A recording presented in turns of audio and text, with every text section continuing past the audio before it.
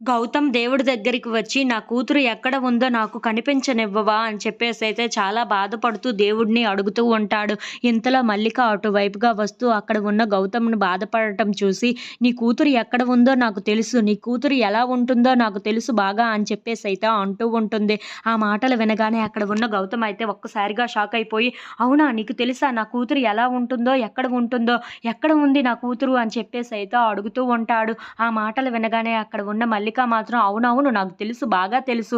కానీ నేను నీకు ఇప్పుడు చెప్పాలా? అని చెప్పేసైతే అంటూ ఉంటుంది. ఇంతలో అక్కడ ఉన్న గౌతమ్ మాత్రం అవును నాకు తెలుసుకోవాలని ఉంది. నా కూతురు ఎక్కడ ఉందో, ఎలా ఉందో తెలుసుకోవాలని ఉంది. నాకు కాస్త చెప్పవా? అని చెప్పేసైతే అడుగుతూ ఉంటాడు. ఇంతలో అక్కడ ఉన్న మల్లిక నీ కూతురు ఎవరు అంటే అది నేనే అని చెప్పేసైతే అంటూ ఉంటుంది. ఆ మాటలు వినగానే అక్కడ ఉన్న గౌతమ్ అయితే చాలా సంతోషిస్తూ ఉంటాడు. ఇంతలో అక్కడ ఉన్న మల్లికను అలా చూస్తూ తనని దగ్గరగా తీసుకొని చాలా గట్టిగా హగ్ చేసుకుంటూ ఉంటాడు. "ఏంటి నా కూతురివి నువ్వేనా?" అని చెప్పేసైతే అనుకుంటూ తనని చాలా గట్టిగా హత్తుకుంటూ ఉంటాడు. ఇంతలో అక్కడ ఉన్న మల్లిక మాత్రం "అవును నీ కూతురిని నేనే కదా మరి" అని చెప్పేసైతే అంటూ ఉంటుంది. If you like this video please subscribe.